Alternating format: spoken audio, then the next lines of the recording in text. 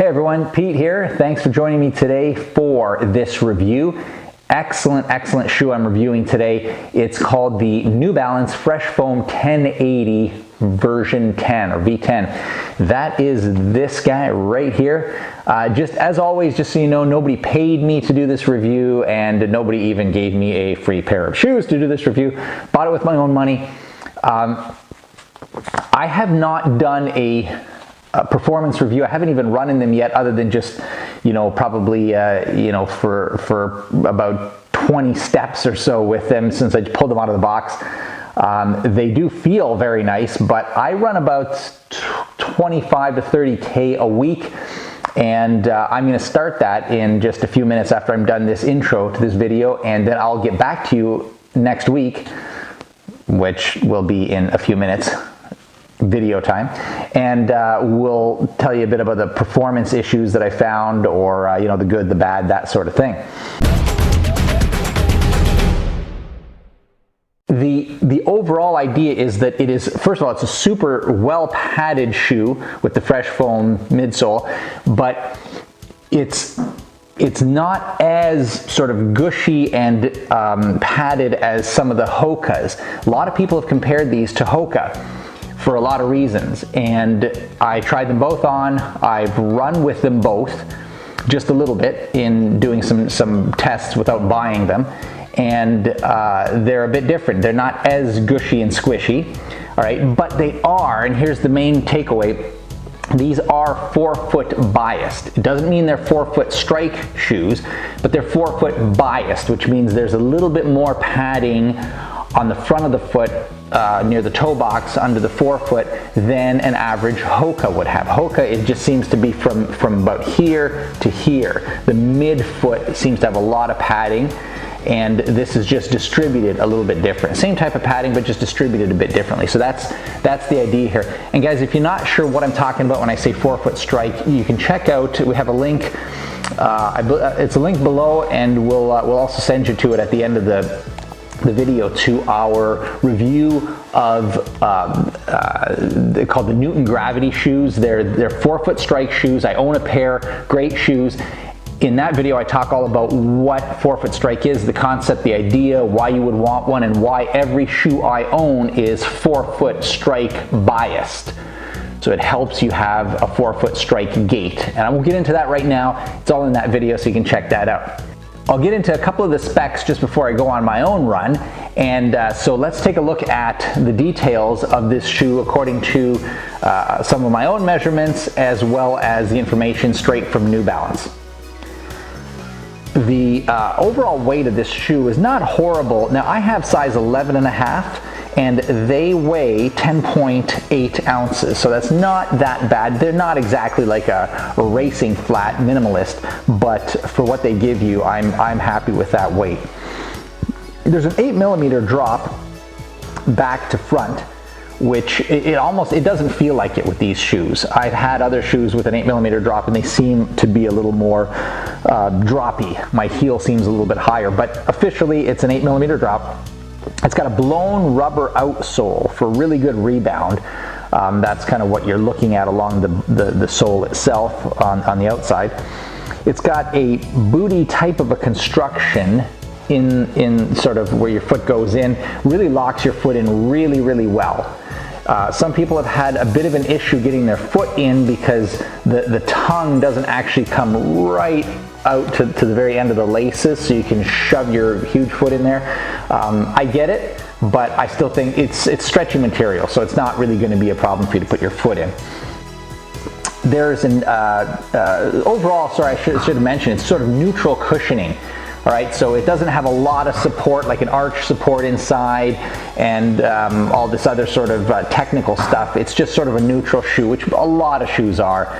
And so we're really happy with the way this one feels all around.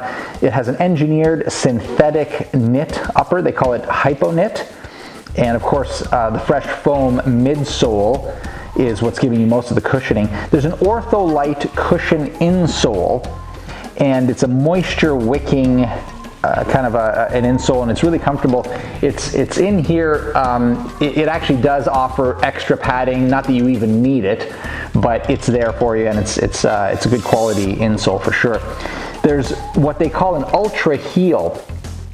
That's this guy right here. Just like, look at this design of this sucker. Just kind of goes way out, looks like something from Star Trek. I thought that was kind of weird, but it was what attracted my attention at first, and now I really, really like it. So I'll talk more about that in a bit.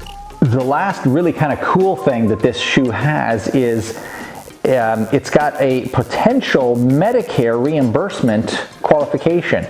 It's got an HCPCS code of A5500.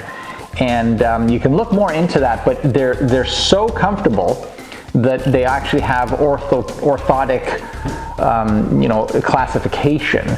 And so you can wear these just around for comfort, and a lot of people do. I've talked to a few people who just wear these. They don't even run. They wear these because the just incredible comfort level and cushioning. So anyway, those are some of the specs. Now I really am looking forward to getting into a run, and I've got a couple of family members that want to go with me and watch me run in these. Isn't that great?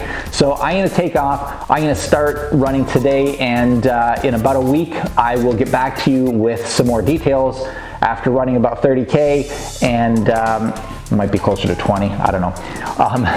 But anyway, I'm not running a marathon, but trust me, 20 to 30K is going to be more than enough to tell you what I think of these shoes and whether or not you might consider buying them for yourself, depending on what you're looking for. All right, we will see you in moments. Actually, even quicker than that on this video. Take care.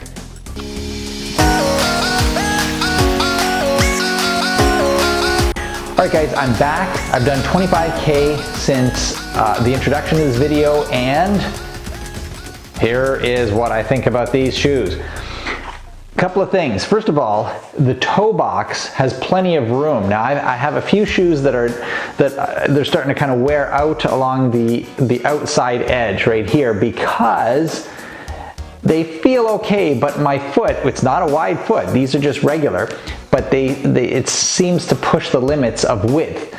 And I told you earlier that I tried on some Hokas, which are excellent shoes by the way, but I found on the Hokas that they were all too narrow, slightly too narrow, and I just know that in the long term there would be some issues with them. These had no issues whatsoever, so I love the width of the toe box. And they come in narrow, regular, and wide, which most shoes don't have that option. These do. These are just regular, and they're perfect. I also found that the cushioning is just what I would consider just right. I have shoes that have cushioning that is quite a bit less, and now that I've tried these, I'm starting to like these a little bit more. So I like the cushioning. Again, I mentioned Hoka because a lot of people have made the comparison between the Hokas and these, and I tried the Clifton 9s, the Hoka Clifton 9s, and they were too gushy for me. I could hardly even tell when my foot was touching the road.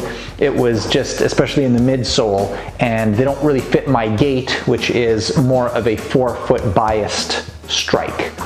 So far, I'm really, really happy with the miles I've put on these. I don't even really know what I would change at this point. Maybe in another, 100 miles, I might have some opinions, but right now, I don't even know what I would change. I really do like these a lot. I would say that these are probably best for training and maybe not necessarily for race day, although there's nothing wrong with them for race day. It's just that they're not maybe quite as responsive to the road because of the cushioning. I'm not sure that matters even on race day. Who cares? I mean, if you have a great time training with them and they give you good times, why not, right? Some people like slightly lighter shoes, obviously makes sense, right? So you can get lighter racing flats if you want to really, really maximize your time while giving up a lot in the way of cushioning and joint protection and all that. As for me, I'm not a hardcore competitor. These are my race day shoes until further notice. I had somebody in my family ask me about this. Can I use these for trail running? And I would say no, because there's not a lot of lateral support. They're just not trail running shoes. You could potentially injure yourself. Having said that, if your trail is relatively flat, and obstacle free, just kind of like a walking trail or even a bike trail, well, yeah, you can use these. I just wouldn't suggest going up into the mountains and climbing boulders with them. You're probably going to run into some problems if you do that. I got to talk about looks. That's one of my categories. I find something really unique about these, and that is that if you look carefully, I've been kind of holding them up here the whole time, they really have this upswept toe.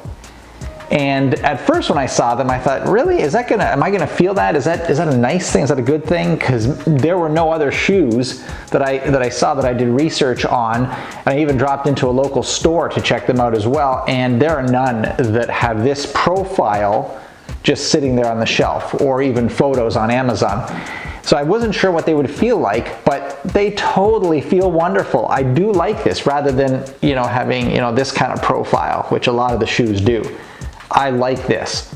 So the look of it looks kind of aggressive, looks kind of cool, and this heel, this is meant partially for design purposes, for fashion. This thing that sticks way up here, I'm not typically a big fan of fashion elements in a performance shoe, but I feel a little bit different about these because it feels nice. This heel cup, by the way, it looks very, very cool. It's a totally different material. It's like a thin neoprene-ish type of material, or a like slidey and shimmery kind of silky feel to it, as opposed to the rest of the knit area. And it's what caught my attention when I was looking at these shoes. The heel cup itself is pretty thin. There's a little bit of padding, but it's pretty thin compared to a lot of shoes that have just thick padding back there. These don't, and this just feels like it cradles my Achilles nicely. I'm not sure it really does a whole lot. It just looks cool, absolutely does not negatively affect performance, and I would say it has a real positive angle to it in terms of its support features. And again, we're talking about looks, so I love the looks. I like the looks of the coloring on the foam. It's graded on the outsole here, and the colors overall, you'll see them on the link below on Amazon. You can check out all the colors, they're pretty cool. And the design on the front, or on the the outside of the shoe, I'm okay with it. I don't have any serious problems with it. It's sort of indifferent. I'm indifferent about it. It almost looks like a digital kind of pixelizing with some stripes and stuff, and then behind the N there's some design elements as well that I don't think they have nothing to do with performance. They're just design elements. Overall, it's a very eye-catching shoe, and some of the other colors other than blue catch your eye even more. So overall, I think it's something that has a real aesthetic appeal, and I think there's some value in that. All right, so the last topic we deal with is value. All right, now value has to do with money and what you get for your money. Guys, right now, I'm not sure how long it'll last. I don't know what now means. It could be months, could be weeks, I don't know. But if you go right down to in the description below this video and click the link to Amazon, the value for these shoes, what you get, or what you pay for what you get, is, I would classify it as a 5 out of 5, because it's $129 right now. Now I happen to know that with taxes, if you were to buy this shoe in Canada, in Canadian dollars, which of course are not worth quite as much as US dollars, but still, they're close, you're looking at $240 for this.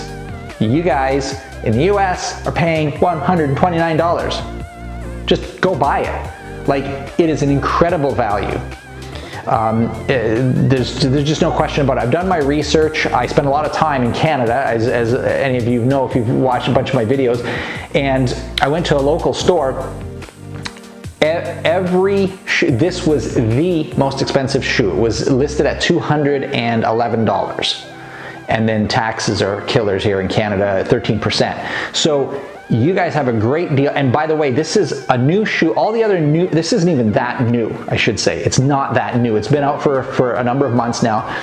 But even the newer shoes from Asics and Hoka and Saucony, brand new, good looking shoes, they were all in the upper 100s. Some of them were mid 100s, 150, 160. A lot of them were 189. Some were 190. These were bordering on the 200 and teens. Okay, they were the most expensive shoe. There was not a single other shoe in the entire store that was more expensive than this, which says a lot, speaks a lot to its quality. But $129, guys, it's a great deal. So I would go for it. All right, so overall, what's my general takeaway of these shoes? Would I suggest them for you, etc., etc.? Yes, I suggest them for you. I love the way they look. I like their overall weight, though it's not as light as you can get. It's light enough for 99% of us, I think. That's my opinion. Great cushioning throughout the entire shoe, and I like the fact that they're forefoot biased. So they're not necessarily, as I mentioned earlier, they're not forefoot strike shoes necessarily, but you could run with them with your forefoot strike, which is in this area here. They are an excellent forefoot biased shoe, if not full forefoot strike. They're definitely not as gushy and cushiony as some shoes, specifically the Hokas, which are excellent shoes as well. I almost bought a pair, and I still may in the future, but they feel a little bit different. They're not quite as cushy, which I think is fine because these are very, very cushy compared to my Asics and my Newton forefoot strike shoes that I wear on a regular basis. And the other thing is that these are so comfortable that they qualify for Medicare reimbursements for those of you who might require just a shoe for standing around in all day and just want comfort, you know, for medical reasons. That's how comfortable and cushioned they are. So yeah, I would definitely recommend it for sure, and especially right now given the value and the sale. They're on sale on Amazon right now, 129 bucks. Typically $149, so it's kind of a big deal. All right, guys, if you appreciate these types of reviews with me and my opinions on things, I won't even ask, don't even tell me. But if you do, please do give us a like and a subscribe, hit the notification bell. We will give you new videos, probably not every week. I'm not gonna bother you with the little thing that slides out of your screen like every 2 days so that you get irritated by me. I spend a lot of time on sportconsumer.com. We have 3,000 products that we review in over 300 different categories of sports and leisure activities, and that keeps us really, really busy. We do more reviews on sportconsumer.com, written reviews, than we do videos. But the more you support us by going to the link below and checking stuff out on Amazon and through sportconsumer.com, the more videos we can do, and also the more written reviews we can do as well. By the way, all of our reviews are concise and digestible. They're not forensically exhaustive. They're just kind of like what a normal guy or girl like you and me would want to know before we buy a product. We don't go into disassembling it and talking about every detail about what kind of glue is used and all that. There are some reviews like that. Maybe some of you are into it. I'm not so much. I give you the information that I would like to have if I were you. All right? So thanks again for joining us, and we look forward to our next video, and hope to see you then, or I hope you can see me then. All right, guys, take care.